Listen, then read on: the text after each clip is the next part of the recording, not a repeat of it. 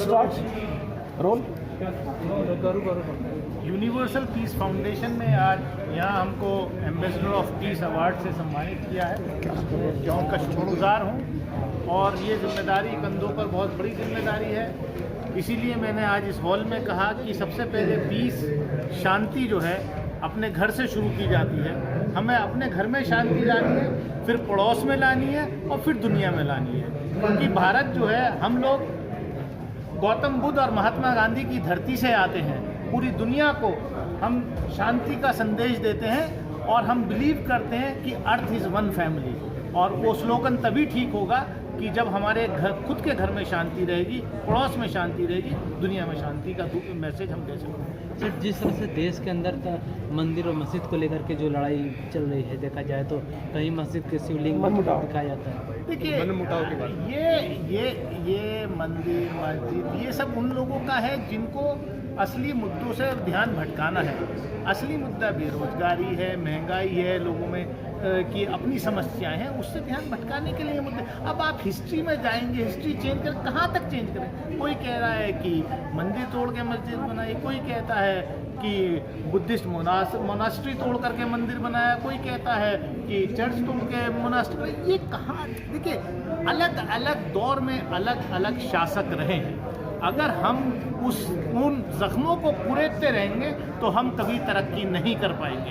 इसलिए 1991 में पार्लियामेंट ने बाकायदे एक्ट पास कर दिया और सुप्रीम कोर्ट का जो जजमेंट आया 2019 में बाबरी मस्जिद राम जन्मभूमि, उसमें बाकायदे उसमें मेंशन किया गया है कि इसके बाद कोई ऐसी बात नहीं होनी चाहिए। मेरे ख्याल से ऑनरेबल कोर्ट बहुत जल्दी इस पे रोक लगा देगा। सर, जिस तरह से वर्ड जो मसला दिया गया, उस पर जो खुदाई की गई सबूत के तौर पर, देखिए, मैं कह रहा हूँ कि ऑनरेबल कोर्ट बहुत जल्दी उनकी दुकान बंद कर देगा। इस शांति, हमें शांति पे बात करनी है। ये बहुत हो गया, मंदिर मस्जिद चर्च मोनास्ट्री, हमें शांति बहाल करनी है। और शांति, जब तक घर में शांति नहीं होगी तो हम दुनिया में कैसे करेंगे? मुझे पूरा उम्मीद है कि शांति हम पूरी दुनिया में, पहले भी हिंदुस्तान ने शांति का पैगाम दिखाया है, गौतम बुद्ध से लेकर के महात्मा गांधी तक, और अब फिर इस दौर में हम लोग पूरी दुनिया को मैसेज दे पाएंगे। सर, आपको नॉमिनेट किया गया, इसके ऊपर क्या शुक्रिया। मैंने कहा एक बड़ी जिम्मेदारी है, हम शांति का पैगाम लेकर के पूरी दुनिया में जाएंगे। हम तो चाहते हैं कि फ्रीडम ऑफ स्पीच जो है वो केवल संगीत सोम के लिए नहीं होनी चाहिए, वो दूसरे लोगों के लिए भी होनी चाहिए जिनको यूएपीए के तहत जेल में डाला। ठीक है सर, ठीक है, वो शांति के लिए। लेकिन आजकल जो देश में चल रहा है, हिंदू मुस्लिम ज्ञानवापी मस्जिद, मंदिर मस्जिद, देखिए, ये जो मंदिर मस्जिद बार बार जो है, जो डिबेट लाई जाती है, ये बहुत सोची समझी साजिश के तहत लोगों का ध्यान असली मुद्दों से हटाया जा सके। जो बेरोजगारी का मुद्दा है, जो महंगाई का मुद्दा है, उससे लोगों का ध्यान कैसे भटके, इसलिए इस तरीके के इश्यूज आते रहते हैं। और ये मतलब क्योंकि जो मौजूदा सरकार है, पिछले 8 साल में वादा तो कोई पूरा हुआ नहीं। सिर्फ नफरत की भावना पे वोट को पोलराइज करके कैसे उसको इंटैक्ट रखा जाए, इसलिए ये नए नए इश्यूज इकट्ठा जो नाम को देखकर मॉब लिंचिंग हो रही है आजकल। देखिए, आपने सही कहा। मैंने 2 अगस्त 2019 में और फिर मार्च 2022 में 2 बार मैंने लोकसभा के अंदर ये इशू उठाया मॉब लिंचिंग का। और मैंने सरकार से कहा कि 2018 में ऑनरेबल सुप्रीम कोर्ट ने बाकायदे अपने जजमेंट में कहा है कि मॉब लिंचिंग के ऊपर कानून बनाया जाए, लेकिन सरकार कानून नहीं बना रही है। सरकार रोज नए कानून बनाती है, रोज नए बनाती है, लेकिन मॉब लिंचिंग पर कानून नहीं बना रही। क्योंकि मॉब लिंचिंग, इसका मतलब आपको कहीं ना कहीं इसका पॉलिटिकल फायदा आप देखते हैं, इसलिए नहीं बना रहे। अब बताइए इस देश में क्या होगा? मतलब एक बुजुर्ग को खाली इसलिए मार दिया कि उसका नाम पूछ रहे हैं। अरे यानी, और उसके बाद जो बयान आ रहे हैं कि साहब वो मिस्टेकन आइडेंटिटी, यानी कि इसका मतलब वो अगर वो मारने वाला को अगर ये मानने वाला जो नाम पूछ रहा था अगर वो उस नाम का होता तो इसका मतलब सही था, फिर वो मिस्टेकन आइडेंटिटी क्या ये समाज को कहाँ ले जा रहे हैं? दानिक साहब, अगर हम चूहा को चूहा कह दें और बंदर को बंदर कह दें तो उनको भी हेत होता है। जी। तो क्या एक चूहा को चूहा कहना गलत है क्या, या बंदर को बंदर कहना गलत है? देखिए ये तो आप मैं समझ रहा हूँ कि किस तरीके से जो सोशल मीडिया पर जो हेट के खिलाफ, नफ़रत के खिलाफ कुछ लोग खड़े हुए हैं, उनकी आवाज़ को दबाने की लगातार साजिश हो रही जी। है और उन पे दबाव बनाया जा रहा है, लेकिन ऐसा नहीं है। सर अभी इतिहासकार डॉक्टर रतनलाल जी की गिरफ्तारी हुई और वो किंतु परंतु भी शब्दों का इस्तेमाल किया, उसके बावजूद ही बिगर नोटिस के उनकी गिरफ्तारी हो जाती है। देखिए हमारे इतिहासकार प्रोफेसर रतनलाल जी समझते हैं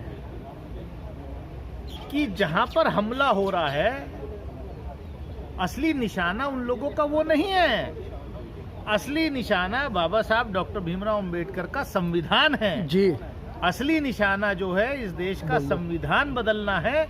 इसलिए प्रोफेसर रतनलाल जैसे लोग मैदान में आ गए हैं और बाबा साहब के मिशन के बहुत लोग हैं जो चीज़ों को समझ रहे हैं। ऐसा नहीं है, बाबा साहब का संविधान बचाने की ये लड़ाई है असलियत में, उसको कैसे ध्वस्त किया जाए सारी कोशिश वो है। लेकिन मोदी जी कुछ भी नहीं बोलते ना, इससे इतना लिंचिंग हो रहा है या हिंदू मुस्लिम हो रहा है, तो मोदी जी तो कुछ बोल ही नहीं रहे, एक ट्वीट तक नहीं करते। मोदी जी अंतर्राष्ट्रीय नेता है, वो इन सब चीज़ों से बहुत ऊपर है। सर लेकिन वो तो ये कहते हैं कि दलितों को मत मारो, वो तो कहते हैं दलितों को मत मारो, मुझे मारो, लेकिन उसके बाद यही होता है फिर दलितों उन्होंने तो ये भी कहा था कि अगर ये नोटबंदी का फैसला जो है गलत साबित हो जाए तो मुझे जो है लटका देना। ये देखिए राजनेता, पॉलिटिकल पर्सन क्या कहता है, और मैं आदरणीय प्रधानमंत्री जी के बारे में मैं कुछ नहीं कहूँगा क्योंकि वो बीजेपी के उस वक्त पिछले राष्ट्रीय अध्यक्ष ने खुद ही कह दिया था कि जुमले होते हैं जी। भाजपा के नेताओं के जो बयान होते हैं वो जुमले होते हैं, उनको जुमलों की तरह लिया करते। सर एक नारा लगाते कि अयोध्या तो केवल झांकी है, काशी मथुरा बाकी है, तो क्या देखा जाए अब? मैंने फिर यही कहा कि काशी हो, मथुरा हो, कुतुब मीनार हो, ताजमहल हो या कोई और जगह हो, आप समाज को कहाँ ले जा रहे हैं? कोई कहता है कि मंदिर तोड़ के मस्जिद बनाई, कोई कहता है कि बुद्धिस्ट मोनास्ट्री तोड़ करके मंदिर बनाया, कोई कहता है कि मस्जिद तोड़ के चर्च बनाया। अरे कहाँ जाओगे भाई? अरे जो शहंशाह, जो रूलर्स होते थे उस वक्त, अब ये इतिहास के पन्ने अगर पलटोगे तो बात बहुत दूर तक जाएगी। इसलिए बेहतर है कि हमें जो हमारे पार्लियामेंट ने 1991 में places of worship amendment act बनाया, उस पर हमें सबको कायम रहना चाहिए। और मुझे उम्मीद है कि ऑनरेबल कोर्ट जो ये लोग एप्लीकेशन दिए इसका बहुत जल्दी निस्तारण करेगा, क्योंकि खुद ऑनरेबल सुप्रीम कोर्ट ने बाबरी मस्जिद राम जन्मभूमि के फाइनल वर्डिक्ट में उस चीज़ का जिक्र किया। ठीक है सर, बहुत बहुत धन्यवाद। प्रताप साहब को नवाजा गया, उस मैं यही कहना चाहूँगा, मुझे जो एम्बेसडर ऑफ पीस का अवार्ड दिया है आज, ये एक बड़ी जिम्मेदारी है और मैं कोशिश करूंगा, इसीलिए मैंने अपनी बात में भी कहा कि सबसे पहले कोशिश अपने घर से करनी चाहिए। शांति अगर चरित्र की बात करी थी, शांति अगर अपने घर में होगी, पड़ोस में होगी, तभी दुनिया में होगी। तो सबसे पहले शांति हम अपने देश में करें, अपने पड़ोस में करें और फिर दुनिया में। सर चरित्र की बात करी थी हमने, किस और दोहरे चरित्र की बात नहीं, मैं सब लोग समझते हैं मैंने क्या कहा, आप भी समझते हैं मैंने क्या कहा, इसको ज़्यादा एलोबरेट करने की क्या ज़रूरत है? ठीक है सर, ठीक है, बहुत बहुत संदीप